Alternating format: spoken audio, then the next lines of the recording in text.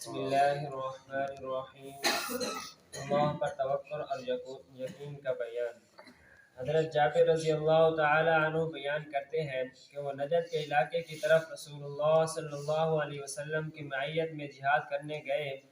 جب لوٹے تو رسول اللہ صلی اللہ علیہ وسلم کے ساتھ لوٹے۔ کثیر خاردار درختوں کی وادی سے گزر رہے تھے کہ قیلولہ کا وقت ہو گیا۔ چنانچہ رسول اللہ صلی اللہ علیہ وسلم اتر پڑے۔ لوگ درختوں کے سائے میں منتشر ہو گئے۔ رسول اللہ صلی اللہ علیہ وسلم بھی کیکر کے درخت کے نیچے نازل ہوئے، تلوار کو درخت کے ساتھ لٹکایا۔ ہم تھوڑی دیر کے لیے سو گئے۔ اچانک ہم نے سنا رسول اللہ صلی اللہ علیہ وسلم ہمیں پکار رہے ہیں، اور آپ صلی اللہ علیہ وسلم کے پاس ایک اعرابی تھا۔ آپ صلی اللہ علیہ وسلم نے بتایا کہ اس نے میری تلوار میرے اوپر میان سے نکال لی جبکہ میں سویا ہوا تھا۔ میں نیند سے بیدار ہوا تو میں نے دیکھا کہ اس کے ہاتھ میں ننگی تلوار تھی اور مجھ سے کہہ رہا تھا کہ مجھ سے تجھے کون بچا سکتا ہے؟ میں نے جواب دیا، اللہ بچائے گا۔ 3 بار کہا۔ آپ صلی اللہ علیہ وسلم نے اس اعرابی کو کوئی سزا نہ دی۔ ایک روایت میں حضرت جابر رضی اللہ تعالیٰ عنہ بیان کیا کہ ہم غزوہ ذات الرقاع میں رسول اللہ صلی اللہ علیہ وسلم کے ساتھ تھے۔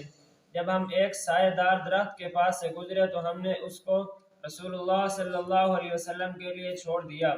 ایک آدمی مشرکوں میں سے آیا۔ رسول اللہ صلی اللہ علیہ وسلم کی تلوار درخت کے ساتھ آویزاں تھی۔ اس نے تلوار کو میان میں سے باہر نکالتے ہوئے کہا کہ کیا تم مجھ سے ڈرتے ہو؟ آپ صلی اللہ علیہ وسلم نے کہا نہیں۔ پھر اس نے کہا کہ تم کو مجھ سے کون بچا سکتا ہے؟ فرمایا اللہ۔ چنانچہ تلوار اس کے ہاتھ سے گر گئی۔ رسول اللہ صلی اللہ علیہ وسلم نے تلوار کو پکڑتے ہوئے فرمایا، کون تجھ کو مجھ سے بچا سکتا ہے؟ اس نے کہا، آپ صلی اللہ علیہ وسلم بہترین پکڑنے والے بن جائیں۔ آپ صلی اللہ علیہ وسلم نے کہا، کیا تو اس بات کی گواہی دیتا ہے کہ اللہ کے علاوہ کوئی معبود نہیں؟ میں اللہ کا رسول ہوں۔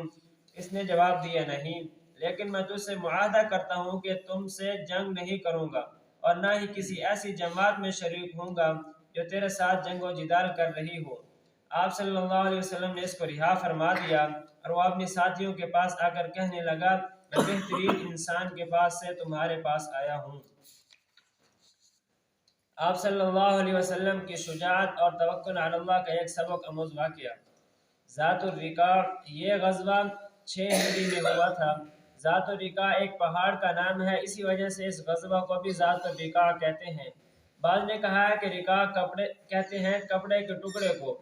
جوتوں کے فقدان کی وجہ سے صحابہ رضی اللہ تعالی عنہ نے اپنے پاؤں میں کپڑوں کے جوتے پہنے تھے، اس لیے اس کا یہ نام پڑ گیا۔ اندہ اعرابی، اس دیہاتی آدمی کا نام اکثر محدثین نے غورث بن الحارث رضی اللہ عنہ کہا ہے۔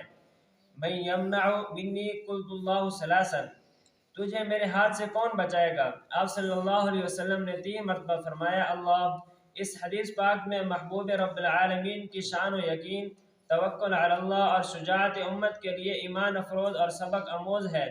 غور کریں، شدید ترین جان کے خطرے کے باوجود کہ ظاہری حالات کے اعتبار سے برہنہ تلوار ہاتھ میں لیے خون کا پیاسا دشمن سر پر کھڑا ہے، ان حالات کے باوجود ذرا برابر خوف و ہراس اور گھبراہٹ آپ صلی اللہ علیہ وسلم کے پاس تک نہیں بھٹکتی، اور نہایت اطمینان اور سکون اور دل جمی کے ساتھ جواب دیا۔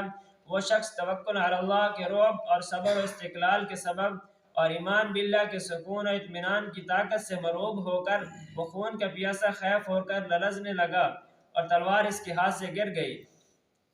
کن خیر آخذ، آپ صلی اللہ علیہ وسلم بہترین تلوار اٹھانے والے بن جائیں۔ اس میں آپ صلی اللہ علیہ وسلم کی رحمت اور عفو و درگزر کا سبق ملتا ہے کہ اس خون کے پیاسے سے انتقام لینے کی بجائے آپ صلی اللہ علیہ وسلم نے فوراً معاف فرما دیا۔ اعرابی مسلمان ہو گیا تھا۔ آپ صلی اللہ علیہ وسلم نے فرمایا، تو اس بات کی گواہی دیتا ہے کہ اللہ کے سوا کوئی عبادت کے لائق نہیں اور میں اللہ کا رسول ہوں۔ اس اعرابی نے کہا نہیں۔ اس روایت سے تو یہ معلوم ہو رہا ہے کہ وہ اعرابی مسلمان نہیں ہوا تھا، مگر علامہ اقدعی نے کہا ہے کہ وہ مسلمان ہو گیا تھا اور پھر وہ اپنی قوم میں گیا، وہاں اس کی برکت سے بہت سے لوگوں کو ہدایت نصیب ہوئی۔ دعا ہے کہ اللہ تعالیٰ الحمدللہ رب العالمین والصلاة والسلام علی رسول اللہ۔ ربنا آتنا فی الدنیا حسنة وفی الآخرة حسنة حسنة وقنا عذاب النار. ربنا ظلمنا أنفسنا وإن لم تغفر لنا وترحمنا لنكونن من الخاسرين.